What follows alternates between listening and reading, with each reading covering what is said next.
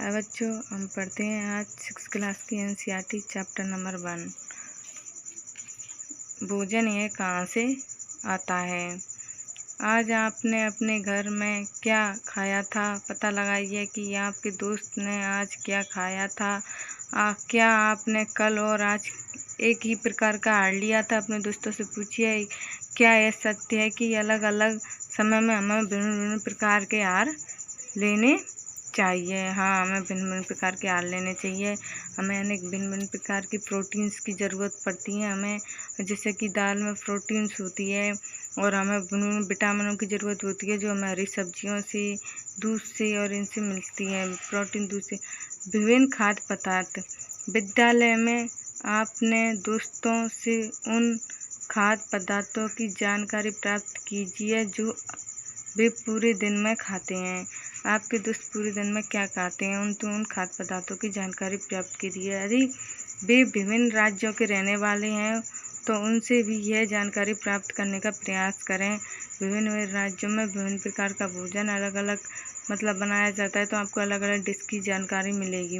अपनी नोटबुक सारणी 1.1 की तरह यथासंभव अधिक से अधिक दोस्तों द्वारा जितना हो सके आप अधिक से अधिक दोस्तों से पूछे जाने वाले विभिन्न खाद्य पदार्थों की जानकारी प्राप्त कीजिए। एक सूची बनाइए।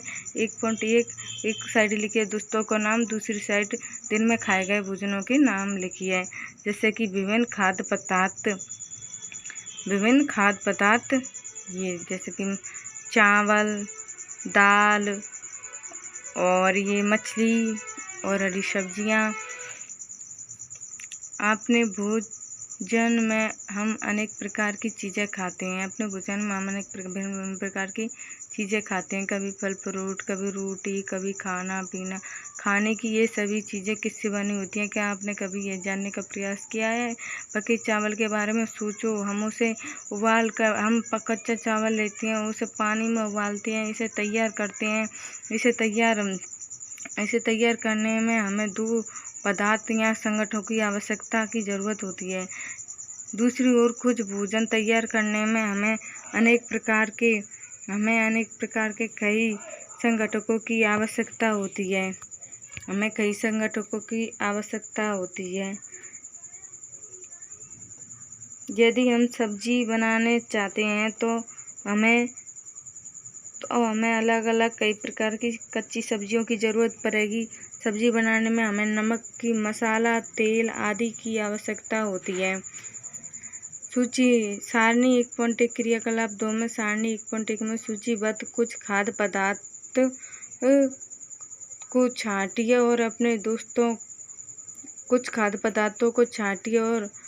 दोस्तों तथा घर पर चर्चा करने की जानकारी प्राप्त कीजिए। कुछ खाद्य पदार्थ लीजिए, उसके साथ अपने दोस्तों के साथ चर्चा कीजिए और अपने घर पर भी उनको बनाइए। इनको बनाने के लिए कौन कौन सी सामग्रियों की आवश्यकता होती है या कौन कौन सी सामग्री चाहिए। इनको सारणी 1.1 सूचीबद्ध कुछ वस्तुओं का नाम, उसमें प्रयुक्त कच्ची सामग्री के कुछ उदाहरण सारणी 1.1 में दिए गए हैं। कुछ अन्य को सूची में जोड़िए। खाद्य व्यंजक और उनकी कच्ची सामग्री। जैसे कि खाद्य में रोटी को बनाने के लिए हमें आटे की ज़रूरत पड़ती है, पानी की, दाल, कच्ची दाल होती है, उसमें जल, नमक, तेल, घी आदि की आवश्यकता होती है हमें। जैसे कि अब देखिए हमने क्या देखा कक्षा में चर्चा कीजिए कि हम विभिन्न व्यंजनों में कुछ संघटकों के समान रूप से प्रयुक्त करते हैं। ये संगठन कहाँ से आते हैं। खाद्य सामग्री के विभिन्न स्रोत। खाद्य सामग्री एवं उनके स्रोत। सारणी 1.2 में सूचीबद्ध कुछ कच्ची सामग्रियां जैसे कि फल और सब्जी के स्रोतों का अनुमान लगाना हमारे लिए बहुत आसान हो जाता है। हम फल और सब्जियों का अनुमान आसानी से लगा सकते हैं, जिन्हें चित्र 1.2a यह कहाँ से आते हैं। निश्चित रूप से पौधे से। गेहूँ और चावल का क्या स्रोत है, गेहूँ कहाँ से प्राप्त होते हैं, चावल और पिछली हमें पेड़ से प्राप्त होती हैं। आपने धान और गेहूं के खेतों में उनके पौधों की अनेक पत्तियां देखी होंगी।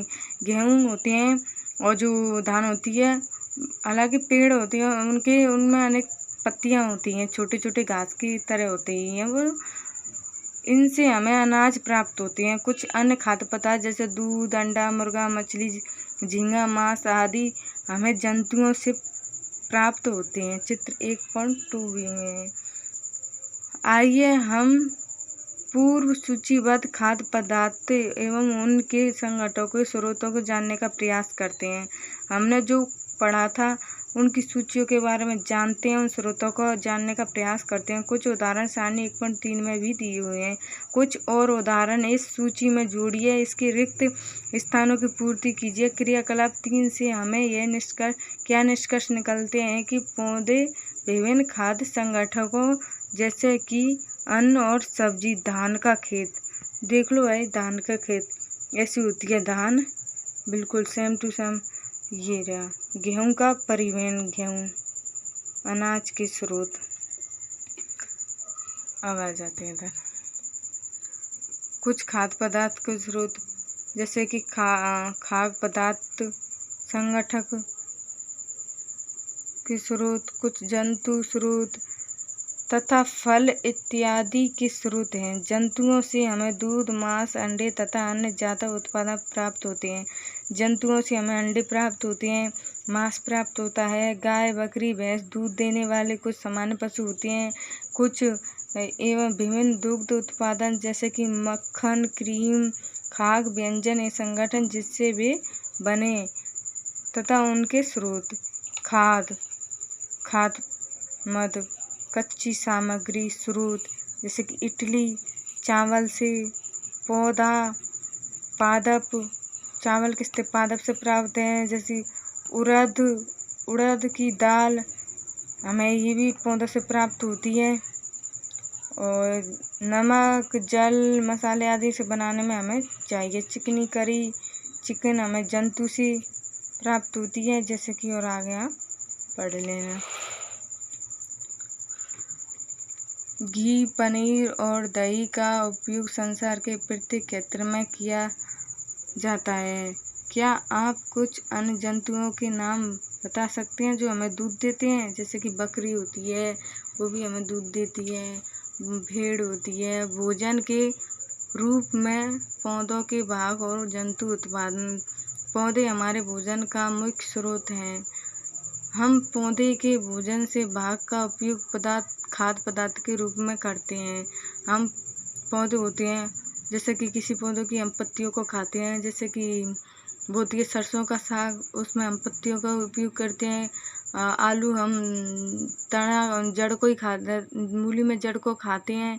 आलू होती है जैसे कि, और कुछ जैसे कि भिंडी जो पेड़ पे लगती है, हम पत्तियों वाली अनेक सब्जियां खाते हैं। कुछ पौधे फलों को भोजन के रूप में खाते हैं। कभी हम जड़, कभी तना, कभी पुष्प की भोजन के रूप में खाते हैं। कभी अपने सीताफल, काशी फल के फूलों को चावल की पिट्टी में डुबो कर तल कर पकौड़ी बनाकर खाया होगा। इसका प्रयत्न कीजिए। कुछ पौधों के 2 या 2 से अधिक खाने के योग्य होते हैं।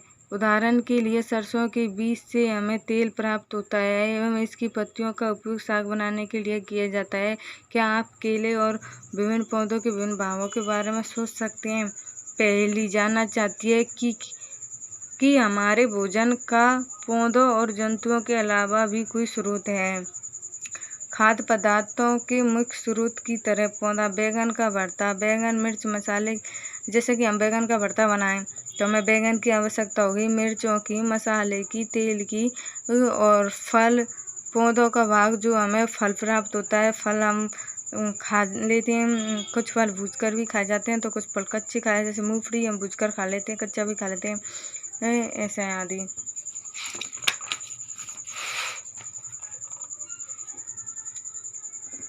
आपने आसपास के अनजान पौधों पर यह देखने के लिए परीक्षण न करें कि वे खाने योग्य हैं। कभी कभी पौधे विषैले भी हो जाते हैं। कोई अनजान पौधा हो, कुछ लोग कुछ होते हैं जो जानते नहीं हैं, तो अनजान पौधों को हमें कभी खाना नहीं चाहिए, क्योंकि कुछ पौधे मतलब विषैली भी होती हैं। मूंग अथवा चने के कुछ सूखे बीज लीजिए। अब इनमें से कुछ बीजों को जल में भरिए। मूंग के और चना के कुछ बीज लीजिए और उन्हें जल से भरे एक पात्र में डाल दें तथा 1 दिन के लिए छोड़ दें। उनको पानी में डालकर और 1 दिन के लिए छोड़ दें। अगले दिन जल को पूरी तरह से निकाल दें और बीजों को गिलास में रहने दें। उन्हें एक गीले कपड़े से लपेटकर एक ओर रख दीजिए।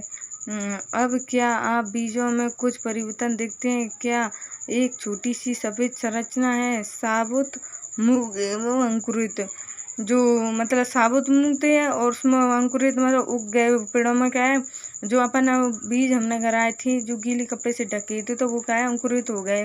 मतलब वो जैसे कि हम चना को भी देखा हुआ आपने कभी, जो अंकुरित हो जाते हैं उससे मतलब उगने योग्य हो जाते हैं। बीज से बाहर निकल, देख लो इनको चित्र में, साबुत मूंग एवं अंकुरित मूंग बीज से बाहर निकल आते हैं। यदि हम तो बीज अंकुरित हो जाते हैं, यदि नहीं तो बीजों को पानी में धोएं, पानी निकाल दें और गीले कपड़े से ढककर अगले दिन के लिए छोड़ दें। अपने घर पर इस प्रैक्टिकल को करके ज़रूर देखना। क्या उस दिन आपको बीजों से बाहर निकलता हुआ एक छोटा सा अंकुर दिखाई देता है?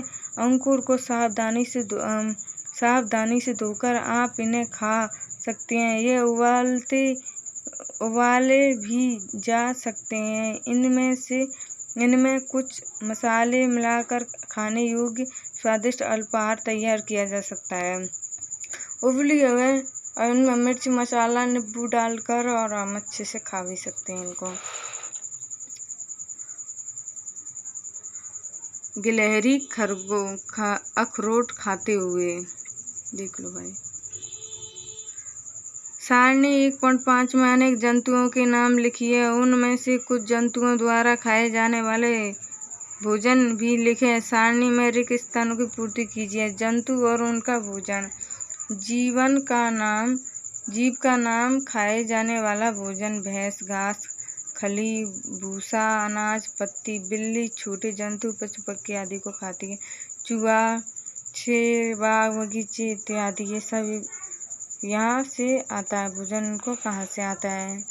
सब बिल्ली चूहे को खाती है और चूहा रोटी भी खा लेता है और चूहा और शेर जंगली जानवर को खाता है, बाघ भी खाता है।